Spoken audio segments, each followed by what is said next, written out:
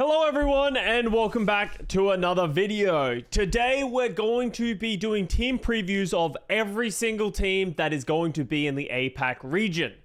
So first things first, if you haven't heard already, there is only going to be 6 teams in the APAC region as the Chengdu Hunters have essentially folded, at least for the first half of this season. The Overwatch League put out a tweet that we talked about in our last video, essentially saying that the Chengdu Hunters will not be competing, at least for right now. But it doesn't look great in the long term anyway. So F's in chat for the Chengdu Hunters. It's really sad to see them, sort of not be a part of this league. They've had a very defining style of playing the game and just sort of as a whole roster, and they've had mixed success, but this is definitely the worst outcome, especially since we only now have 6 teams in the APAC region, which is going to be quite interesting.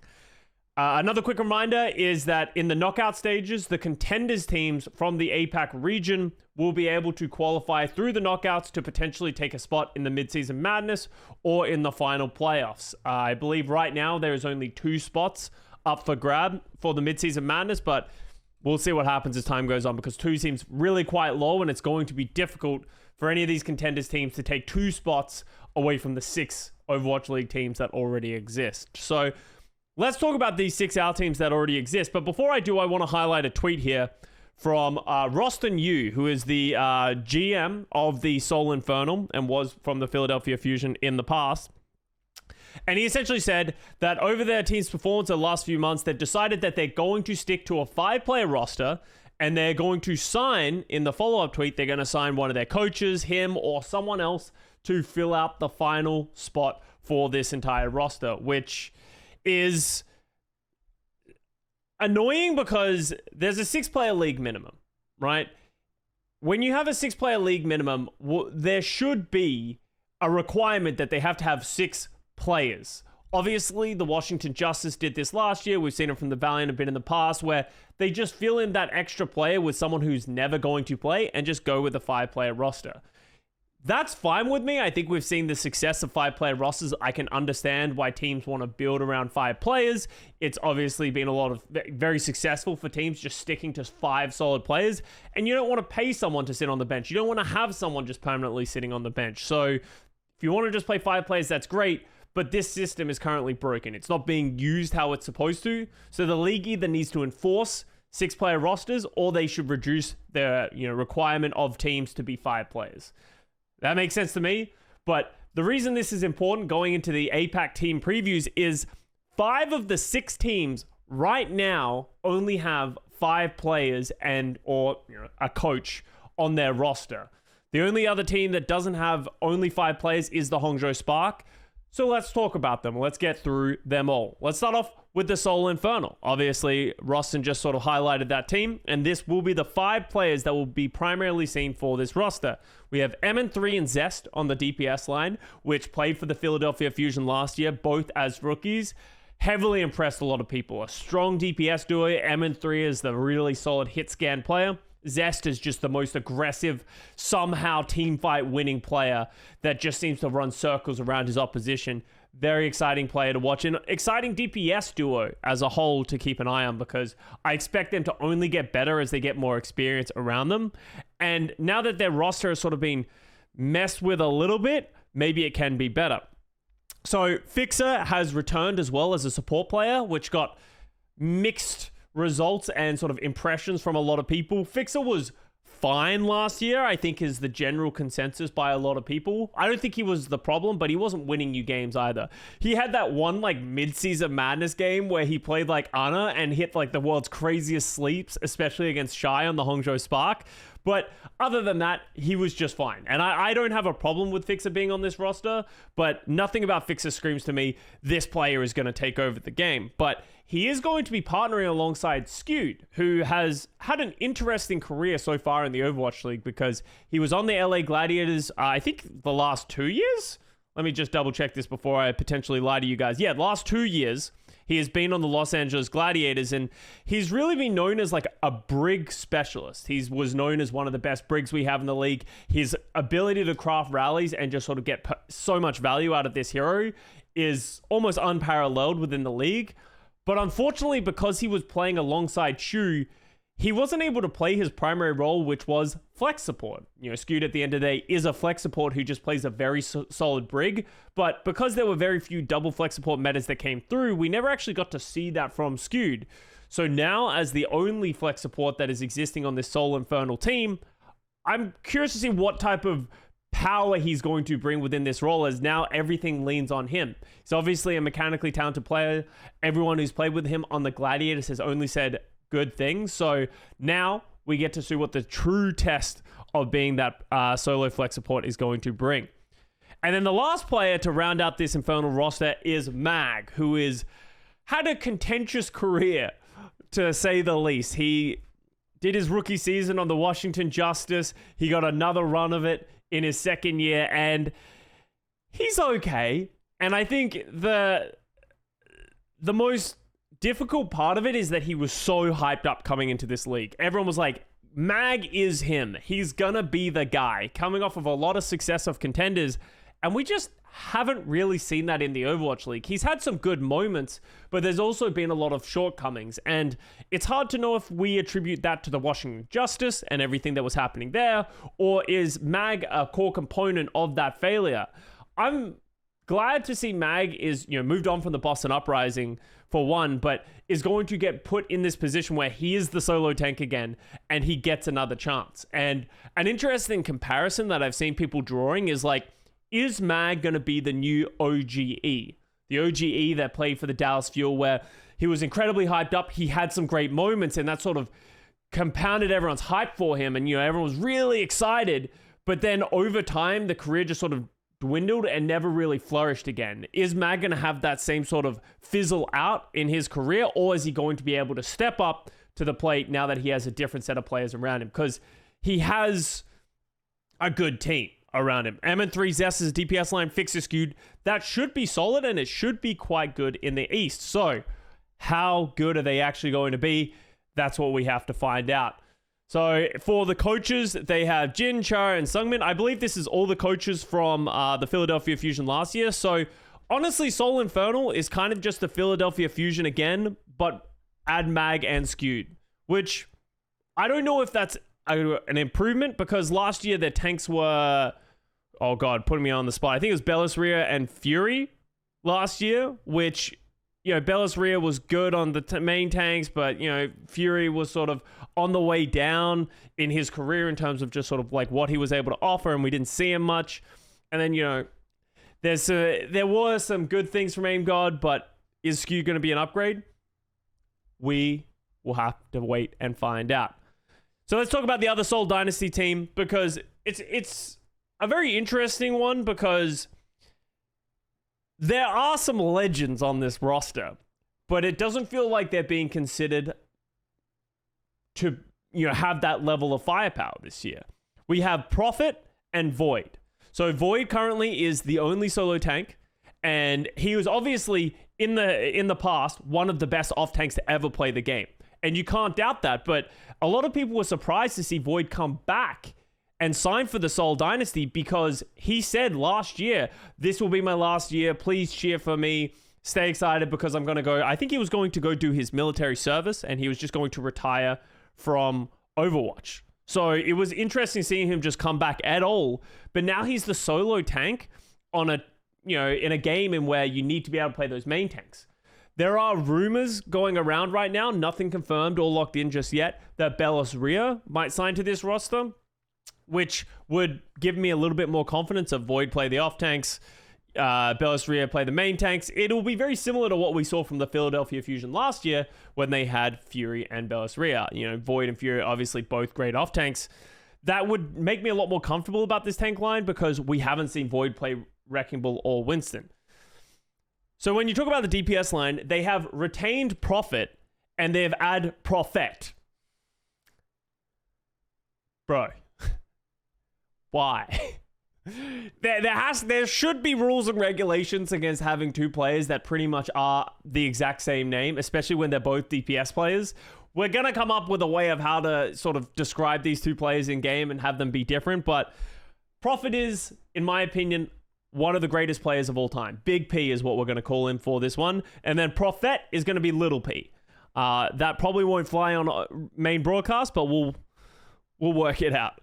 Prophet is obviously just a great player. One of my major concerns come for Prophet and for Void, for that matter, is how much drive and dog in them do they have to be the best anymore? Are they trying to be a championship winning team? With the players around them, it seems very doubtful. So what are they trying to get out of this year? Are they trying to improve? Are they trying to help out the rookies? Or is this kind of just a victory lap for these guys of, let's give it one last ride, let's have some fun with it, let's see what we can do, but no real expectations?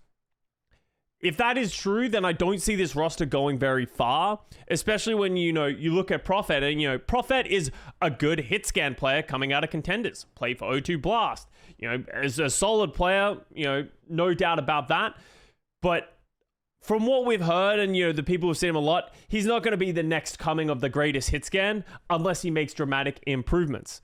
And then we go to the back line, and we have Lee Soo-min and Krillin. And the problem that exists here in the back line is Lee Soo-min is a flex support as well. Lee Soo-min is coming from SPG Gaming. Sorry, SPG. And he is a good flex support, but that means that Krillin is going to have to play main support. And we saw bits and pieces of Krillin main support last year, and it was fine. But it's not going to get them over the line. So, as you can see from what I'm talking about, there are definite holes within this roster in terms of certain metas, in terms of hero pools, in terms of just everything that is very concerning for a lot of people when you're looking at this Dynasty roster, which is historically, especially over the last few years, a team that's put its best foot forward and has been competitive at the top end. We're worried that they might not be able to do that once again this year. If they end up in like a double flex support Sigma meta that just happens all the time, and like Prophet can play Hanzo, Prophet, Little P can play Widow, this team's gonna be fucking great. But outside of that, I'm a little worried, and I'm not the only one. We have MMA and Toby returning as coaches. I think they did a great job last year. I have a lot of respect for both these guys. Maybe they are going to be the linchpins that will make this team actually successful, or maybe they're not going to be able to pull so many rookies and, old veterans to be able to come together and compete with teams like of Dallas Fuel and Hangzhou Spark. So that's the Seoul Dynasty. Let's keep it moving. We got a bunch of teams we got to talk about. We lost Wizard. No, Wizard. Well, and I think this is important to remember when I talk about this, and it's relative to what I talked about with the Rossen tweet. APAC in general is in shambles. Let's be honest. APAC is in shambles. There's a lot of concerns over what's happening with the league. Is the league going to exist? So you can understand why a lot of these Eastern region teams aren't investing in the future of the Overwatch League right now. And that's one of the reasons that the Dallas Fuel has also moved over to the East. So Hastro made a tweet, about a month or two ago, talking about, hey, the roster of the Dallas Fuel really wanted to compete out of Korea this year, and with so much uncertainty going around the league, they don't feel like it's necessary to have their roster residing in Dallas or playing within the Western region. So for that reason, they've moved over to the East. They did lose a few of their players along the way and some very crucial pieces as well. So they did retain their DPS lineup of Sparkle and Edison. I've had my concerns about this DPS lineup in the past, and they shut me up absolutely last year when Sparkle had an incredible season. His Tracer continues to exceed D tier time and time again, and honestly go on to be one of the better ones that exist within the league. Just on its consistency, pulse bomb sticking, just overall smart play. And then I don't think anyone could have seen Edison's Sojourn being one of the best in the world and being able to go toe-to-toe with Shy, with Lip, with Proper. Like, Edison stepped up last year, especially in the playoffs, and led the Dallas Fuel to that championship. So as much as I once again have my concerns around just Sparkle and Edison, every time I've doubted these guys, they've only gotten stronger. And they, maybe you can give props to Coach Rush and his ability to get the best out of his players. But for this year coming up, let me voice my concerns of, if we go into a hard Widowmaker meta, is Edison going to be able to hang with the best Widowmakers in the world? We haven't seen that much hard hit scan from him in that way, but honestly, probably, with how well he played Sojourn. That's really my major concern of the flexibility of just these two guys, if they're going to be able to play everything. But honestly, for Dallas Fuel, with these two DPS, I'm happy with it. You know, they're going to be strong. They're going to be one of the better teams in the East, especially when you pair them, once again, with Hanbin coming back as tank for the Dallas Fuel. Hanbin is one of the best off tanks to ever play the game. I would even say the best in certain situations, especially as of late. But, you know, we got Choi Hyobin that we got to talk about. We got some other GOATs in the past. So let's not talk about the GOAT conversation. Right now, Hanbin, in my opinion, is the best off tank in the world.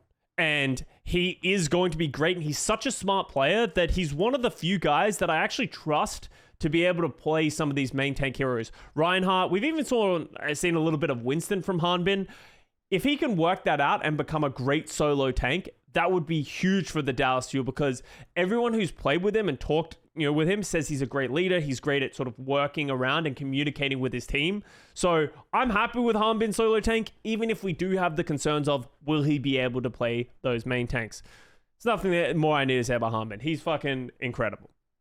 The backline is where a lot of the concerns start to get raised, because they had probably one of the best backlines with Chio and Fielder. Just so consistent. They're able to get a ton of value, but they don't play as risky as some of these other, you know, high firepower backlines. So they've replaced them with Bliss, who is coming out of contenders as a great main support. And if you've heard Avril talking about this guy, he says, this guy's no joke. He could be the next Chio, right? Chio 2.0 is he's trying to sell him. And, you know, I absolutely would believe that. You know, he's obviously has a very storied history. He played great with the O2 Blast last year. He could be him.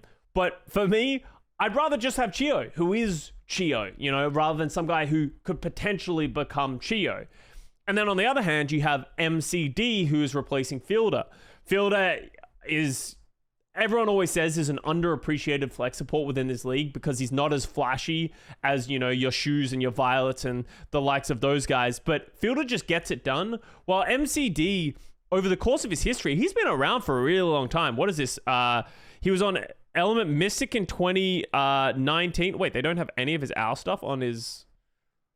Because he was on Hongzhou Spark and Boston Uprising over the last couple of years. They just haven't added that. On Hongzhou Spark, he had a pretty chaotic exit. He was removed from the team due to some remarks that he made about another teammate on his thing, which made him sort of villainized in a lot of ways. And then he went to Boston Uprising and honestly didn't play that much over Crimzo because of, you know, communication and everything that happened at Boston Uprising last year with how they were flipping their rosters around. So MCD, for all intents and purposes, hasn't had a great career. Everyone knows how mechanically talented he is, but he's just never really clicked within a roster.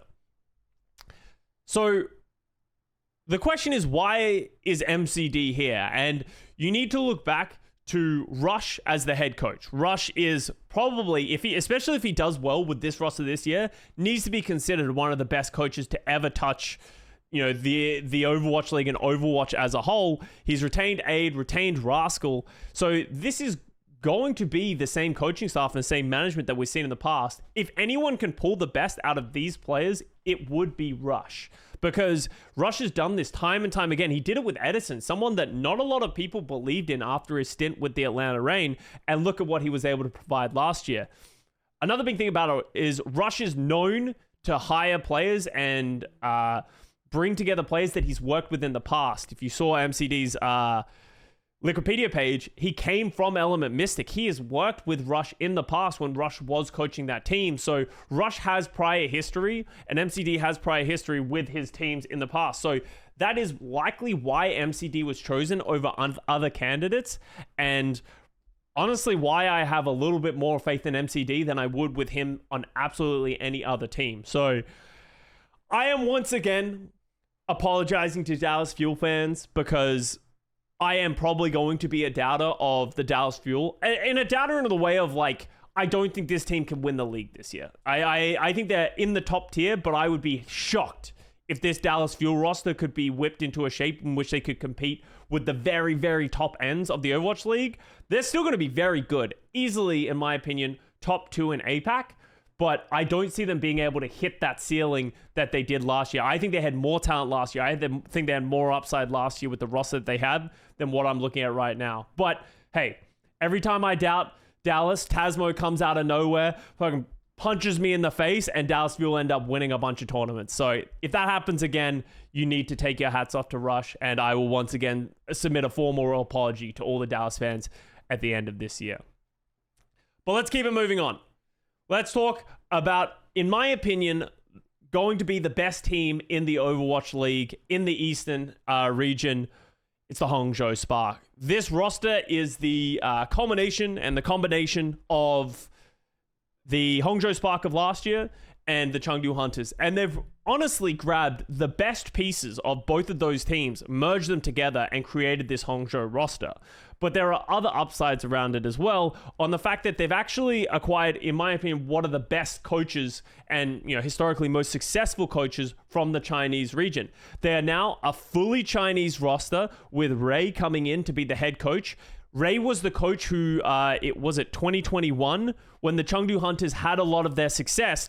That's when Ray was the coach of this team, and he led that team to levels that no one really expected from them, and the year that Leave actually became the MVP. So that's something you should be excited about for this roster. They got Creed as well. And when you look at this roster just on paper, you need to get excited. But then on top of that, historically, Hangzhou Spark, a bunch of these players have been playing on mixed rosters in which they couldn't speak Chinese.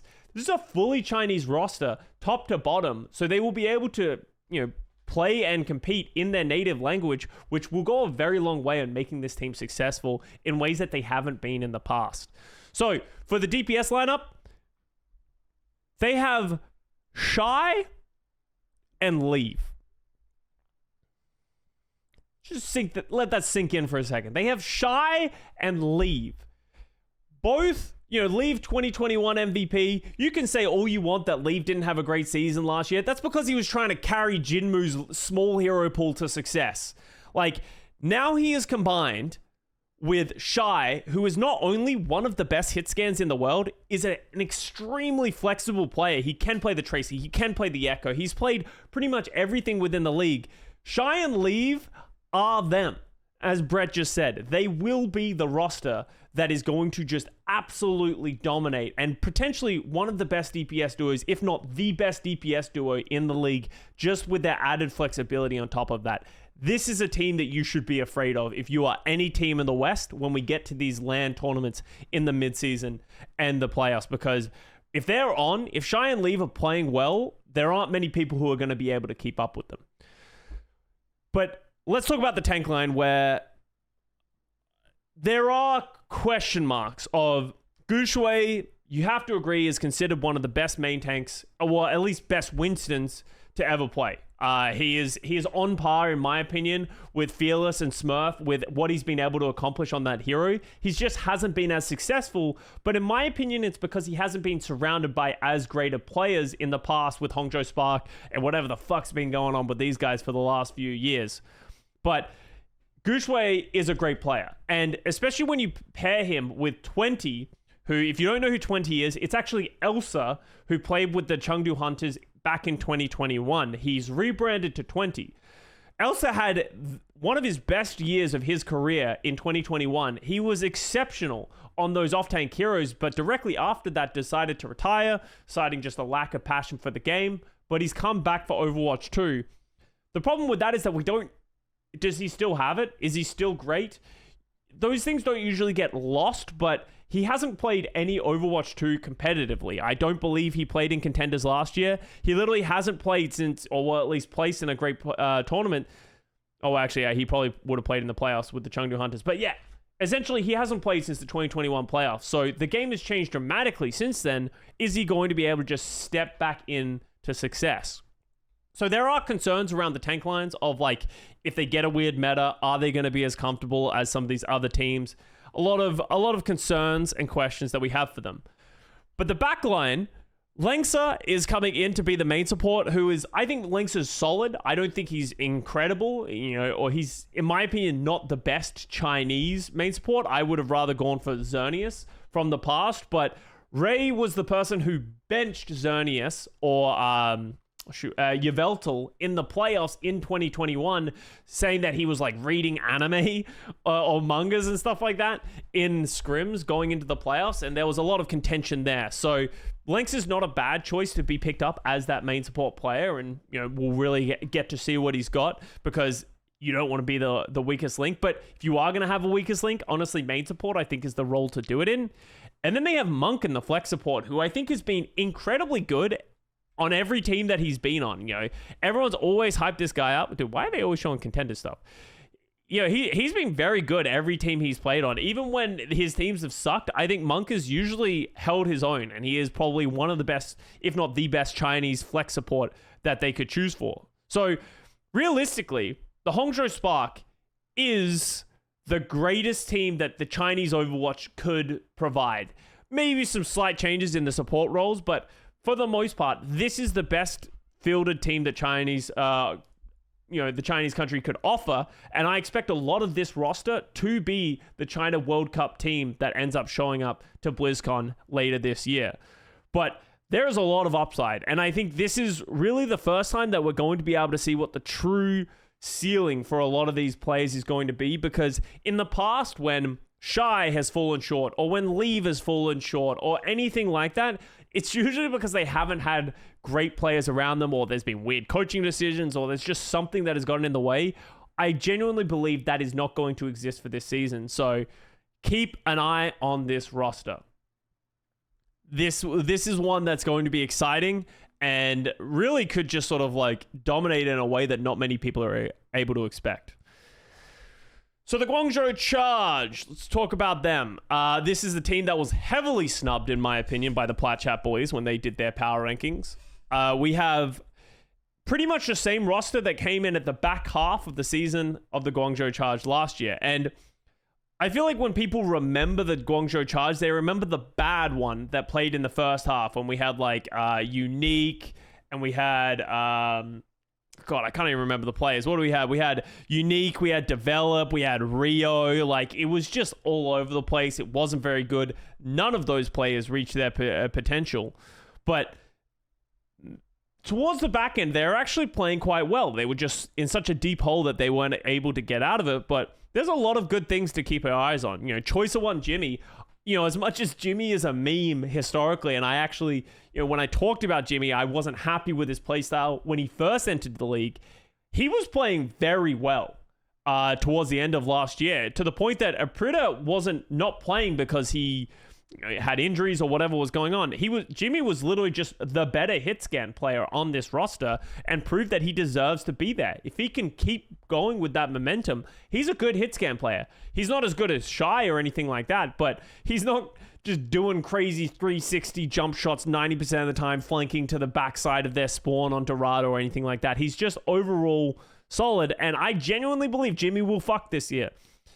And when you pair that with Choice of One, Choice of One is an incredible flex DPS player who has really never disappointed anyone and whenever he's been on this Charge roster. It's the reason he's one of the few players that have been retained throughout all the changes that's happened over the last few years, because he's always done his job. So the DPS line overall is very solid, especially when you have a lot of concerns and question marks around some of these other teams in the Eastern region. I'm happy with Jimmy Choice of One, for sure. Then we have Piggy as the solo tank. There are concerns because Piggy sort of had a weird career in the league of like, he was on the Houston Outlaws, he had success, but then he like didn't have success, and then he got dropped, and then Pelican said he was going to follow, and then Piggy played some Winston. It was just, Houston has been all over the place, and Piggy was caught in the crossfire of that. But Piggy is good as an off tank. I think if he's able to play that D.Va, he's able to play that Sigma, he does his job at a high level, and I'm going to be happy with that. The problem that they run into is with a lot of other teams is he's going to be expected to play main tanks. He's going to be expected to play the Winston, the Wrecking Ball, all that type of stuff. And I don't expect the Charge to sign any more players. They seem to be working on a very light budget. They're not even announcing their roster really for the most part. So I expect Picky to be that guy and them to sign a coach or someone random as that sixth player, as a lot of these other APAC teams are. And then we go to the back line, and it's Faraway 1987 and Xerneas, where Xerneas is Yveltal of the past. You know, Yveltal was a great main support historically for the Chengdu Hunters.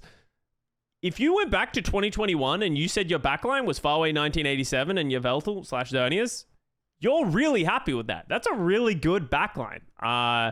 They are flexible. They're solid. They have the mechanics. Like, I feel like people are just sort of sleeping on these guys because of how much roster hopping they've been doing over the last few years, which is a valid concern. But I don't know if you can always attribute that to the players and not just like the shitty management that's really been plaguing, you know, Guangzhou and Hangzhou over the last few years. So overall, this is just a good roster. Like, I don't see this roster being worse. Like, I would, you know, and we'll see this in my power rankings that I'm going to release in a few days. I'm more confident in this roster than the Seoul Dynasty roster, because there's so many known quantities here. I know what to at least baseline expect, unless these players have gotten dramatically worse, which would be surprising. I think these guys will be solid and easily middle of the pack in the East, who will be able to take matches off of like a Dallas Fuel. If Dallas Fuel, you know, do struggle and have issues, I would not be surprised to see Guangzhou be better than that team. You know, same thing can be said for Hangzhou. If Hangzhou start falling apart, Guangzhou's just going to be right there, in my opinion. Everything could go terribly wrong, and it could all fail and shit the bed, as it always has with the Charge. But, you know, I'm at least optimistic going into it this year. They have Sung Woo and Ty Dollar as their coaches. Yeah, I think they've been around for a while now. Ty Dollar is new coming in. Where was Ty Dollar last year? The Washington Justice. Oh, no. But, you know, I've heard good things about Ty Dollar. I think he was originally on the Gladiators. Yeah, I remember people had a lot of nice things to say about him on the Gladiators. Well, we won't hold him perfectly accountable for him on the Washington Justice, but we'll see what Sung Woo can do for this roster. And last one, but definitely not least, we've got the Shanghai Dragons. I read Los Angeles Valiant from chat.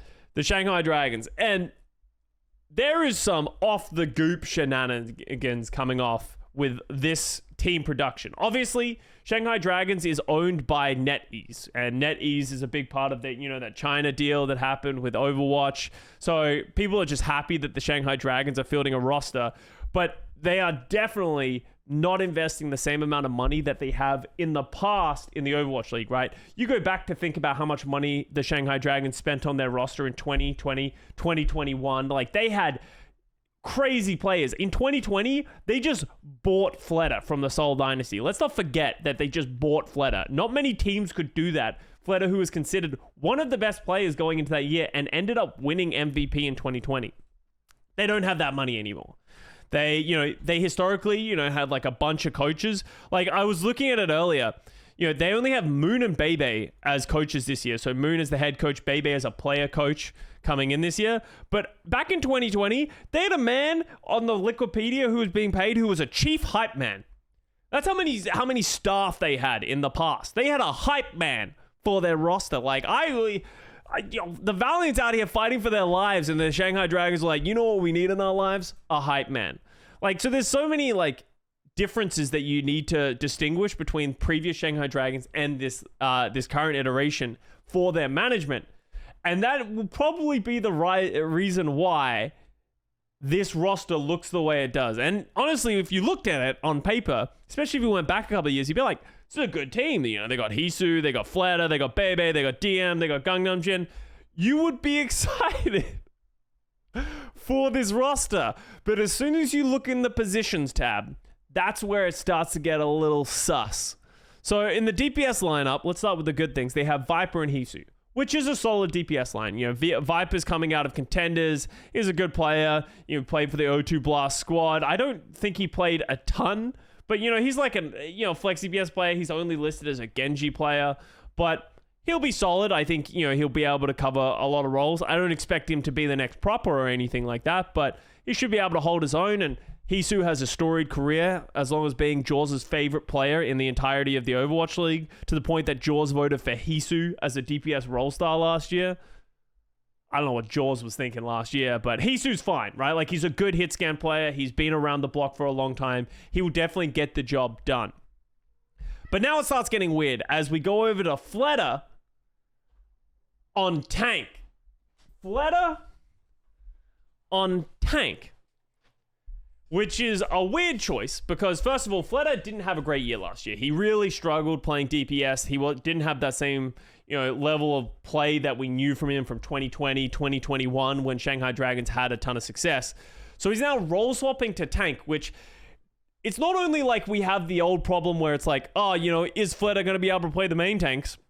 Is Fleta even able to play the off tanks? Like, we haven't seen Fleta ever play tank, and it's obviously been done by certain other players, like Dante is the obvious prime example. But Fleta, we haven't seen that at all. And, when Dante's done it, it's because he had a couple of those heroes under his wheelhouse and he slowly made that transition rather than just being thrown in the deep end and expected to compete with all these other players on so many different tanks that he's really, stuck with whatever the meta is going to become unless they become the new Chengdu Hunters, which could be a good idea, honestly, at this point. But let's talk about the support line because it gets even weirder. Now we have, first of all, we're going to discredit Bebe as a player. I think he is primarily going to be a coach. He is being filled in as that player coach to be that sixth player, but I expect them to primarily play these top five.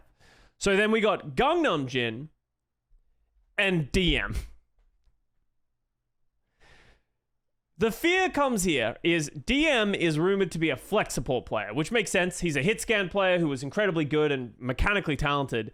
He's going to go play that flex support. We've seen a lot of players do this in the past, and it's transitioned quite well. It can be difficult on certain heroes, but if the mechanics are there, it does make it a lot easier to transition. But we also have Gangnam Jin, who is then, by deduction, the main support. And we have seen Gangnam Jin play main support last year, and it was on the New York Excelsior, and it was awful. Absolutely horrendous. Gangnam Jin's Lucio was just flat not good. He was the best flex support on that team, and he wasn't even able to play flex support. So Gangnam Jin was a reason why that New York Excelsior roster ended up winning, 3 games with the quality of roster they have. And that really encapsulates a lot of mine and a lot of people's fears for this Shanghai Dragons roster is they have good pieces on other roles.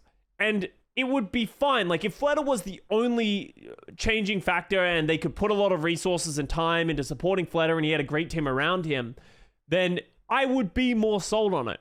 But the issue that it lands is that there's so many moving pieces that it's going to be impossible to deduce what is the problem when things are going wrong. Because maybe Fleta's tank isn't playing well. Maybe his Winston's not cutting the mustard. Maybe Hisu's struggling on hit scan, but no, Hisu's great. That can't be the problem. Gangnam Jin Lucio, is he just not playing well? Does DM know how to play Ana? Like, there are so many problems that just trickle down that if you change too many things and you have too many unknowns, it just becomes impossible to fix problems. And I think that is the issue the Shanghai Dragons roster is going to have, especially with how short-handed their coaching staff is going to be this year. So I don't have much faith in the Shanghai Dragons roster. If Moon can pull this off, dude, he's a genius. I'm not sold on it. I'm not sold on any of this coming together. I think it's going to be a dumpster fire. That's not even a hot take. I think a lot of people are right there along with me. It'll be entertaining, to say the least. I'm going to watch their games. I'm really curious to see what comes out. I'm just not a believer as of right now. And they don't even have a hype man. That's true. They don't even have the hype man to really get them through the dark times. So hopefully we're all wrong and that this isn't as bad as we all expect it to be. But that's APAC. I clumped it all into one, hopefully not too long video. I will be doing my power rankings. I'm going to be combining the West and the East just for memes. And that video will be coming out. I'm not going to be doing that live on stream. It's just going to be a video I'm going to drop on YouTube. I expect it to drop on Monday, which Monday is on the... Boy, get out of the way. Monday is on the 24th of April. So the week, 3 days before Overwatch League starts, I'm going to be dropping that video. Make sure to keep an eye out for that one where I'll rank all of these teams against each other. Hopefully it should be a lot more coherent than whatever the Plat Chat squad decided to put out. But Make sure to like the video. Let me know what you guys think of all the APAC teams in the comments below. Subscribe to the channel if you want to see all my videos, my VOD reviews that will be coming out as the season begins. Love you all very much, and I will see you guys next time.